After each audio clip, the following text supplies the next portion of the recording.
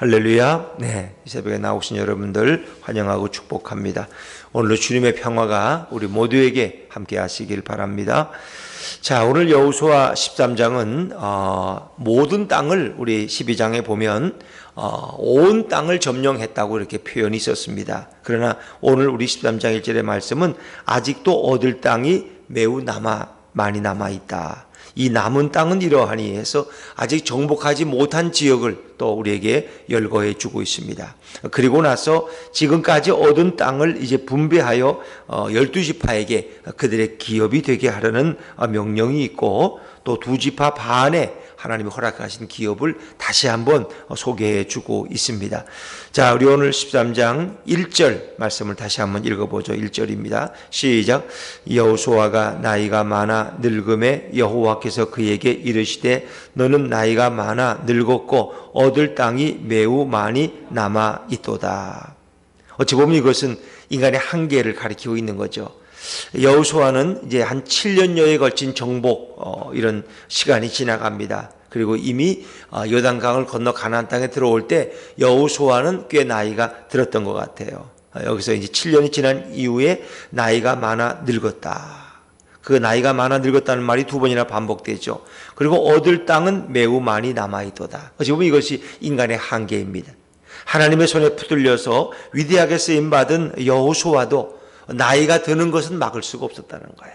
인생에 지나가는 그 연륜은 막을 수가 없었어요. 근데 아직 모든 땅을 다 완전히 정복한 것은 아니었다는 것입니다. 아직도 얻을 땅이 매우 많이 남아있도다. 어찌 보면 미완성의 모습이죠. 여러분, 인간이 모든 것을 다 이룰 수는 없습니다. 그러나 아직도 차지할 땅이 남아있는 것을 보면서 자신의 한계를 경험하게 됩니다. 인간은 누구나 한계를 경험하며 살아가야 됩니다.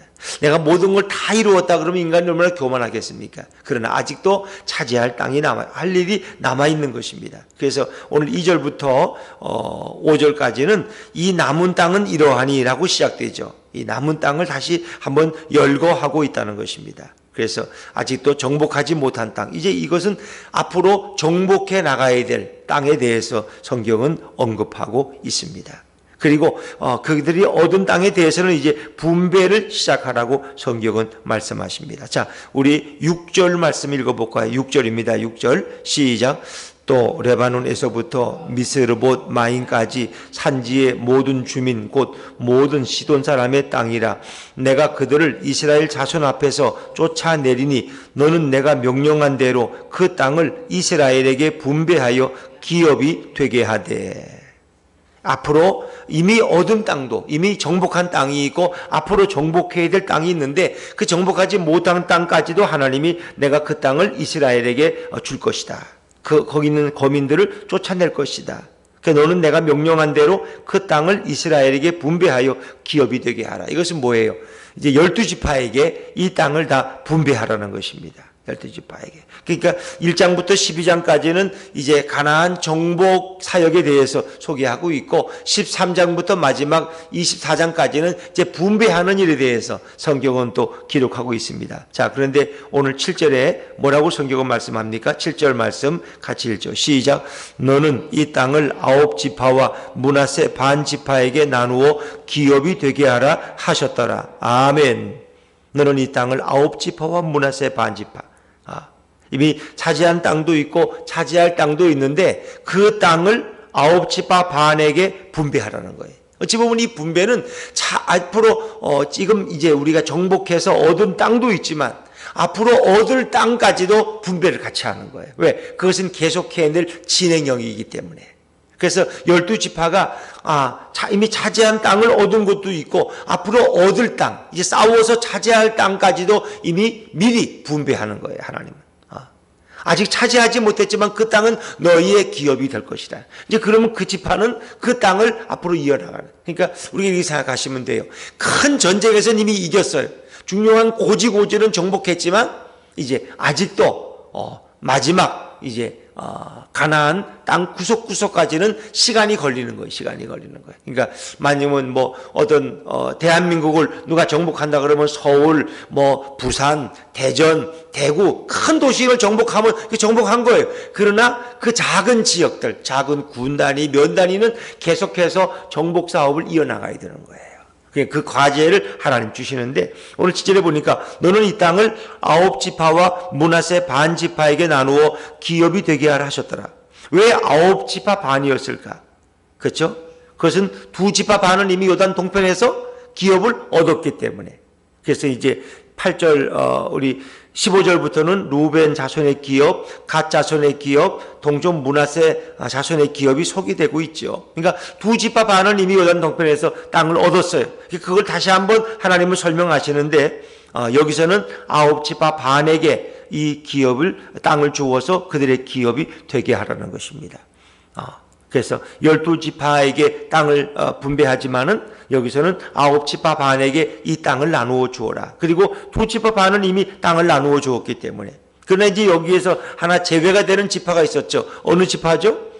레위 지파. 그렇죠. 레위 지파는 아직 그들에게는 땅이 없어요. 그건 왜? 하나님이 그들의 기업이 되었고 또 모든 제사에서 예배드리고 난 후에 그 화제물이 그들의 기업이 되었다는 거예요. 자, 우리 14절 말씀, 14절 말씀 같이 읽죠. 시작.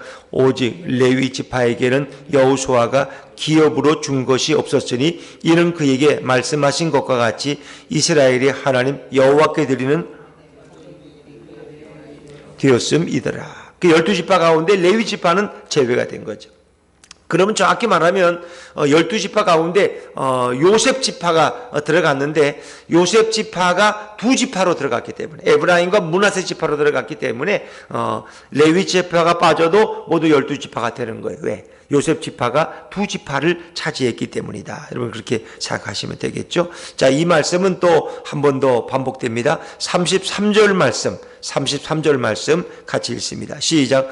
오직 레위 지파에게는 모세가 기업을 주지 아니하였으니 이는 그들에게 말씀하신 것과 같이 이스라엘의 하나님 여호와께서 그들의 기업이 되심이었더라. 아멘. 그랬습니다. 어찌 보면 이 말씀이 오늘의 결론적인 말씀이 될 수 있어요. 하나님이 그들의 기업이 되셨다. 하나님이. 그래서 다른 지파들은 다 땅을 분배하지만 레위 지파, 하나님을 섬기는 레위 지파에게는 땅이 없었더라. 그러나 그들에게는 가장 위대하신 하나님이 그들의 기업이 되었다. 여러분, 세상에 이 땅을 차지하고 앞으로 차지해야 할 땅을 하나님 허락하시는 것도 중요하지만은 레위 지파에게는 하나님이 그들의 기업이 되었다. 여러분, 우리도 중에도 이렇게 내가 살고 있는 집의 땅을 내 것이라고 생각할 수 있겠죠. 우리 교회가 이 상가에 이렇게 얻어 있지만은 이 상가 지분 속에서도 우리 교회가 또 차지할 대지의 어떤 영역이 있겠죠, 여러분. 그래서 요즘 대지권 이전을 한다고 그럽니다만은. 그러나 더 중요한 것은 내가 이런 땅이 없어도 내 기업이 없어도 누가 우리의 기업이 되시느냐? 여호와 하나님이 우리의 영원한 기업이 될 줄로 믿으시기 바랍니다. 하나님이 우리의 영원한 기업이 되신다. 그 얘기는 바꿔 말하면 레위인들의 먹고 생활하는 모든 것들은 하나님이 책임지시고 그들을 먹이신다는 것입니다. 어찌 보면 이 땅의 기독교인들은 레위 지파라고도 말할 수 있어요. 왜? 우리는 하나님께 특별히 부름받은 백성들이다. 그래서 하나님이 우리의 기업이 되신다는 그런 의미도 우리가 부여하고 있는 것이죠. 자, 우리 또 요단 동쪽 기업의 분배에 대해서 8절부터 나오는데, 자, 우리 8절 말씀을 한 번 더 읽어볼까요? 8절입니다. 8절 시작.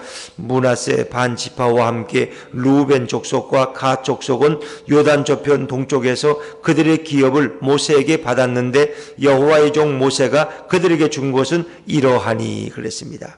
그래서 8절부터 14절까지의 이 부분은 요단 동쪽 기업의 분배 이렇게 설명되고 있지요. 그래서 요단 동쪽에서 2지파 반에게 기업을 분배한 땅을 다시 한번 설명하고 있어요. 다시 한번. 이미 모세가 그들에게 기업을 주었어요. 그리고 나서 15절부터 23절까지는 루벤 자손의 기업, 24절부터 28절까지는 갓 자손의 기업, 29절부터 33절까지는 동쪽 므낫세 자손의 기업에 대해서 설명하고 있습니다. 그래서 모든 지파에게 기업을 분배하지만은 이미 요단 동쪽에서 얻은 두 지파 반에 대해서 가장 길게 설명하고 있고, 또 다른 9지파와 반지파, 9지파 반에게도 이 땅을 주어서 기업이 되게 하라라고 말씀하시죠. 이미 차지한 땅도 있고 앞으로 싸워서 차지할 땅도 여기에 포함되어 있다는 것입니다. 여러분 너무 재밌지 않습니까? 아니 전쟁을 해서 이미 얻은 땅을 주어야지. 두 지파 반은 이미 얻은 땅, 이미 싸워서 모세 시대에 얻은 땅을 그들에게 다 분배했어요. 그런데 이 9지파 반, 남은 지파에게는 이미 성경에서 이긴 땅도 있지만 앞으로 차지해야 할 땅도 그들에게 기업으로 주었어요. 이거 어떤 의미가 있습니까? 우리의 삶은 계속 진행형이라는 것입니다. 그래서 빌립보 3장 12절에 보면 우리 이런 고백이 있죠. 내가 이미 얻었다 함도 아니요 온전히 이루었다 함도 아니라 오직 내가 그리스도 예수께 잡힌 바 된 그것을 잡으려고 달려가느라. 사도 바울의 고백입니다. 사도 바울은 많은 세월을 복음을 위해서 복음의 사역자로 살아갔지만 내가 이 모든 것을 온전히 이루지를 못했다는 거예요. 그걸 완성하지를 못했고 지금도 그리스도께 붙잡히게 되어서 그것을 잡으려고 달려가는 인생이라. 어찌 보면 우리 인생은 미완성의 인생입니다. 그건 무슨 얘기예요? 우리는 목표 지향적인 삶을 살아가야 된다는 것입니다. 그래서 이스라엘 백성들이 만약에 그 가나안 온 땅을 동시에 그냥 몇 년 안에 다 정복했다라면 그들은 굉장히 더 자만했을 거예요. 그러나 그들은 차지한 땅은 분배했고 앞으로 차지할 땅도 이미 기업으로 주었지만은 계속 그들은 긴장해서 그 정복 사업을 계속해 나가야 되는 것입니다. 그렇지 않으면은 그들은 거기서 이제 우리가 모든 걸 다 차지했다고 아마 주저앉을 수도 있을 거예요. 그것이 바로 목표 지향적인 삶이다. 우리가 우리 인생에서 완성한 것은 없습니다. 이것은 계속되어야 될 것입니다. 그래서 어떤 그리스도인, 내가 목사든 내가 장로님이나 권사님, 지도자님이든 나는 이제 내가 할 일 다 했어. 그러니까 나는 이제 쉴 거야. 그 일은 없다는 겁니다. 어느 장로님 그 은퇴식에 가서 이제 원로 장로로 추대하는 그런 예식에 참여한 적이 있는데 어떤 분이 축사를 하면서 그래요. 더 장로님은 할 일을 다 했으니까 이제 장로 직임 벗어버리고 이제 원로 장로가 돼서 그냥 조용히 쉬시고 마음대로 그냥 편안하게 사시라고. 이제 일하지 말고 이제는 당신은 너무 많이 일했으니까 이제는 지금 70부터는 그냥 하나님 부를 때까지 편히 쉬라고 그냥 편히 놀고 쉬라고 이렇게 축사를 그분을 위로한다고 했겠죠. 너무 장로로서 어려운 교회를 이끌어 오느라고 너무 애쓰셨습니다. 그래서 이제는 모든 짐 다 내려놓고 편히 쉬시라고. 이 축사가 맞아요, 틀려요? 이 맞는 거예요, 틀리는 거예요? 틀리는 거예요. 여러분 70이라는 건 누가 정해준 거예요? 인간이 정한 거예요. 하나님이 정한 게 아니야. 우리는 거기 정해놓고는 70에 은퇴하면 편히 쉬래. 아무것도 하지 말고 그냥 예배만 참석하고 그냥 쉬시래. 그래서 어떤 교회 가보면 원로장로들은 다 쉬어 할 일이요. 자기들은 아무것도 안 해. 내가 원로장로인데 뭘 해? 나는 전도도 안 하고 봉사도 안 하고 아무것도 안 해. 우린 놀아야 돼 그냥. 왜? 지금까지 일해 왔으니까. 이건 맞지 않은 거예요. 지금까지 한 일은 주님의 은혜 가운데 해온 거예요. 그러나 우리의 호흡이 붙어있는 한은 주님 나라에 불러가는 그날까지 우리가 또 해야 될 일을 향해서 우리는 계속해서 전진하는 인생이 되어야 할 줄로 믿습니다. 여러분. 그게 중요한 거예요. 신앙은 그런 거예요. 계속 진행형이에요.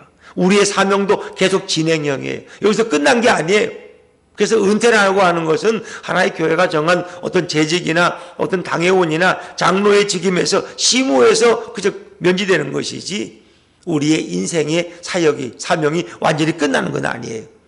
그래서 우리는 늘 주님 앞에 가는 그날까지 영적으로 긴장해 있어야 돼요. 그리고 목표를 향해서 오늘도 달려가는 삶이 돼야 돼요.